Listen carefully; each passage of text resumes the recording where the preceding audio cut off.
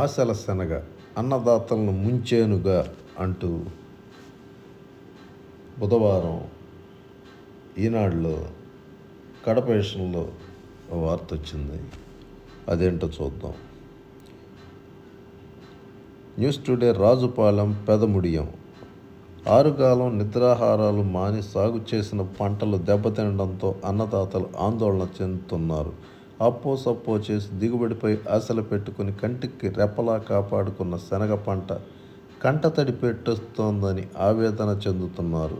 ఈ దుస్థితి రాజుపాలెం మండలంలో దాదాపు 21,000, పెదముడియం మండలంలో 37,000 ఎకరాల్లో సాగు చేసిన పంటకు ఏర్పడింది.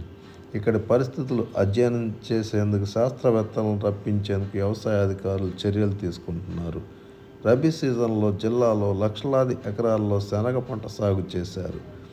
సాగు చేసే తొలి నాళ్లలో భూమిలో తగినంత పదునుంటే చలి, మంచు ఆధారంగా పంట దిగుబడులు బాగానే వస్తాయనే నమ్మకం రైతులకు ఉండేది.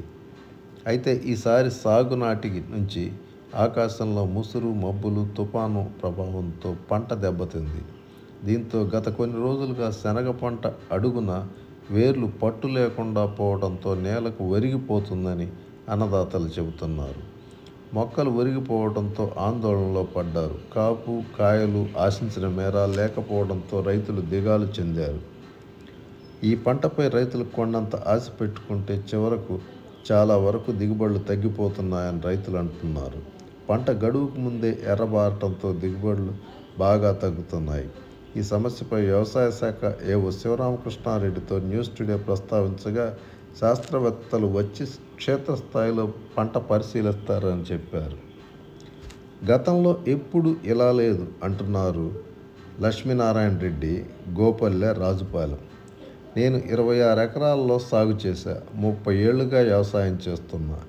ఈ పరిస్థితి చిత్రంగా ఉంది. పంట ఏపుగా పెరిగింది. అయితే కాపు, కాయలు లేవు.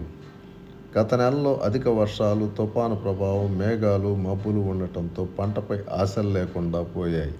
20 ఎకరాలు సాగు చేస్తే 200 క్వింటాళ్ల దిగుబడి రావాలి. ఎకరాకు కనీసం 6 నుంచి 8 బస్తాలు రావాలి.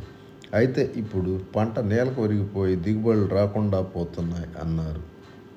పంట మొత్తం దెబ్బతింది అంటున్నాడు చిట్టెపు నారాయణ రెడ్డి, పెదముడియం. ఈ ఏడాది వర్షం బాగా పడింది. పంటలు బాగా పండుతాయని అనుకున్న సమయంలో వర్షం మా ఆశలపై నీళ్లు చల్లింది. నేను 20 ఎకరాల్లో సాగు చేశా. ఎకరాకు 20,000 పెట్టుబడి పెట్టి నష్టపోయా. పక్వానికి వచ్చే సమయంలో వర్షం పడటంతో నాసిరకంగా తయారైంది అంటున్నాడు ఆయన.